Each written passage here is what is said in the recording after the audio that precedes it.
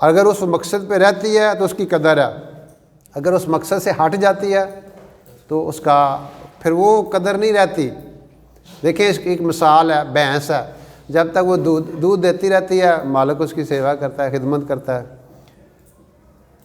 اور جو ہی وہ دودھ دینا چھوڑ دیتی ہے وہ سیوا ہوتی ہے، وہ خدمت ہوتی ہے، اور کھال بڑے ہوئے پیندے نے نہیں، اور پھر آگے اگر نسل ہی نہ چلے تو پھر کسائیوں کے حوالے کر دی جاتی ہے، پھر وہ اس پہ چھری پھیرتے ہیں، اس کے ٹوٹے ہوتے ہیں، پھر لوگ اس کو کھاتے ہیں۔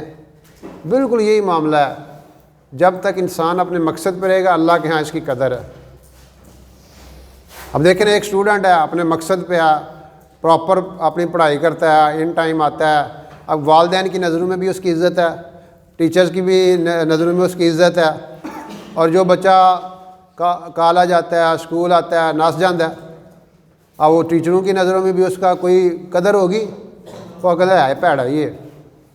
اچھا والدین کو جب پتہ چلے گا ان کے پہ کیا گزرے گی؟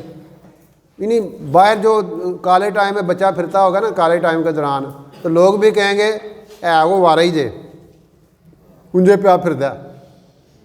بالکل ایسے ہی اللہ رب العزت نے جو رولز اینڈ ریگولیشن بنائے ہوئے ہیں، جو بندہ ان کو فالو کرتا ہے اللہ کے ہاں بھی اس کی قدر ہے۔ اور پھر اللہ جس سے محبت شروع کر دیتے ہیں نا، اللہ فرشتوں میں بھی کہتے ہیں میں فلاں بندے سے محبت کرتا ہوں، تم بھی اس سے محبت کرو۔ پھر جبرائیل علیہ السلام کو کہتے ہیں دنیا میں جاؤ اور اناؤنسمنٹ کر کے ہو کہ فلاں بندے سے میں محبت کرتا ہوں، ساری دنیا کی ساری مخلوق اس کو فالو کریں۔ پھر ہر چیز ان کی کتابیں بن جاتی ہے۔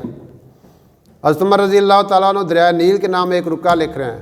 وہ قصہ یوں ہے کہ دریائے نیل خشک ہو جاتا تھا، اور وہ کیا کرتے تھے، رسم تھی کہ وہ ایک لڑکی کو، خوبصورت لڑکی کو میک اپ وغیرہ کر کے اس کو ذبح کرتے تھے، پھر پانی آتا تھا۔ حضرت عمر بن عاص رضی اللہ تعالیٰ عنہ گورنر بنے، انہوں نے لیٹر لکھا حضرت عمر رضی اللہ تعالیٰ عنہ، انہوں نے وہ رسم منع کر دی کہ ہم نہیں ایسا کرنے دیں گے۔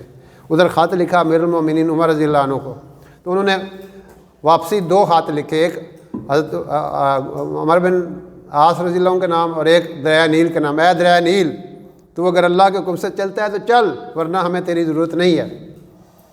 اب یہ جب پتہ چلا کہ وہ رکا آ رہا ہے، انہاں مذاق اڑانے شروع کر دی تھی لوکل لوگوں نے، انہیں کہ رکیا نہ بھی کہتے دریا چلے ہیں۔ لیکن وہ اقبال نے کہا نگاہ مرد مومن سے بدل جاتی ہیں تقدیریں، جہوز ہو کے یقین پیدا تو کٹ جاتی ہیں زنجیریں۔